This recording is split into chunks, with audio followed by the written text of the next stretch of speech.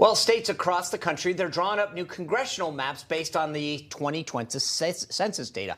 And it could have a huge impact on next year's midterm elections and whether or not Republicans take back the House of Representatives. Here to break down how redistricting is shaping up and whether it could lead to that Republican resurgence is the president and executive director of the National Republican Redistricting Trust, Adam Kincaid. Adam, welcome back to the show. Sean, thanks for having me. Good to be back. All right, I've been trying to follow this, but, you know, when you got 50 states, it's not that easy. So let's start with the process. Obviously, some states, like Delaware, only have one representative, so redistricting is really easy. But Montana, that used to have one, gained two. So walk us through how many states are done, which ones are the big ones to come, and generally speaking, which party will benefit from this? Sure. So there are 25 states that have finished redistricting already this cycle. So we're halfway through this whole process, but that doesn't mean. And that are we're those 25, Adam, done, or are they just, do they have maps out there? No, they're done. They're enacted maps. They're finished. So we've got about 161 districts across the country that are wrapped up. So a lot of the big states are still out there. California should be done by the end of December. New York and Florida will be next year. So three really big states that are still out there. But so far this cycle, we've seen Republicans go from 70 seats that were lively Republican to 84. So we've taken 14 more seats off the board. Democrats have gone from 48 to about 52. So they've seen a little bit of a bump, mostly because of places like Illinois. And then the number of competitive seats, so these swing districts, have actually dropped by about 15. So we've seen that in just those 25 states, we were at 40 competitive seats. Now it's 25. Well, Adam, talk to us about that, because in many states it appears as though Republicans or the party in control tried to shore up vulnerable incumbents more than maximizing political gains. Would you say that is a fair assessment? No, I think that you're seeing a little bit of both. I think that in some places you're seeing that. So Texas is a great example where Republicans took 9 seats that Donald Trump carried by 5 points or less, where we had Republican incumbents. They're now in seats that Trump carried by 10, 12 points or more. Those seats are off the board.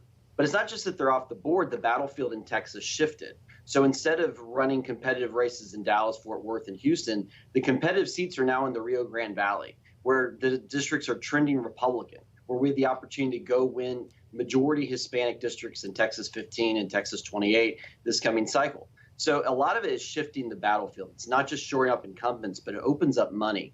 So Republicans spent about $20 million on defense just in those 9 seats last cycle, $20 million. If that $20 million had been spent on offense other places, we could probably be in the majority today. So it's being smart about where we go on offense, where we shore things up. And so it opens up a whole new playing field in new places across the country. That's so important to understand. I know that there's 3 states that you're looking at in particular right now that are in play. Let's walk through them real quick. Illinois. Yeah, Democrats are desperate to save Nancy Pelosi's majority, and Illinois is one of the most obvious places for that. So right now we have 5 Republican incumbents. They packed 4 of them into 2 seats together. There's 3 reliably red seats. You see that map there on the left and the right. It was ugly before. It's even uglier now. But they're stretching the rubber band so thin that in a bad cycle like 22 or 24 could be, you're going to see that snap. And I think that Republicans still have offensive opportunities because Democrats are so desperate to shore up as many seats as possible that I think they're not doing what they need to take some seats off the board, like Illinois. So you have 17. 5 incumbents. So you have 5 incumbents, but that's why Adam Kinzinger is not running for re-election, right? They drew him into a district that he couldn't win. Well, they drew him in a district with Congressman LaHood. So they double bunked him. They double bunked Mike Bost and Mary Miller into a seat together. So they're going to put Republicans against each other in primaries where they have a choice to either retire or run for re-election or run in a primary against one of their colleagues. So that's the sort of choices that Democrats are trying to make. All right. So let's pop over to Michigan. Sure. So Michigan's commission has been a complete disaster this cycle. What's happened so far is that they have a Democrat attorney general telling them that they need to release memos that they refuse to release. They have held meetings without proper quorums. They've had votes without Republicans present. And they're actively gerrymandering in various parts of the state to try to solve some of their geographic challenges. So Democrats, as you can see just from this map, are primarily clustered around Detroit. But they're trying to go other places in the state to create Democrat districts because they've already decided that they want to have 7 Democrat-leaning seats and 6 Republican seats. This is a commission who's openly saying that they want to create a predetermined political outcome. That's gerrymandering. Interesting. Commissions are supposed to solve that. This commission's actively gerrymandering to try to reach a predetermined political outcome.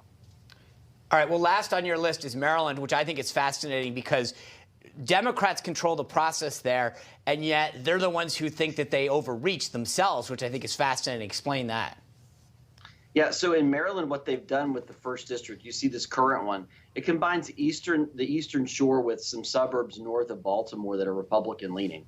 And you see overall, it kind of looks like someone took spaghetti, dumped it on the map, and traced lines around it. So this new version that you're going to see in the next week or so that they're looking to enact actually takes that Eastern Shore district and moves it closer into the Washington suburbs by crossing the Bay Bridge north of Annapolis. They're taking a district that's reliably Republican and turning it into a swing seat.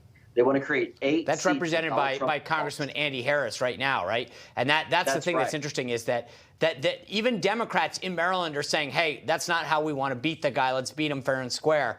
Adam, unfortunately, we're out of time, but we have, as you point, we're only halfway through the game, so we're going to have you back. Great. Glad to come back. Thanks, Sean.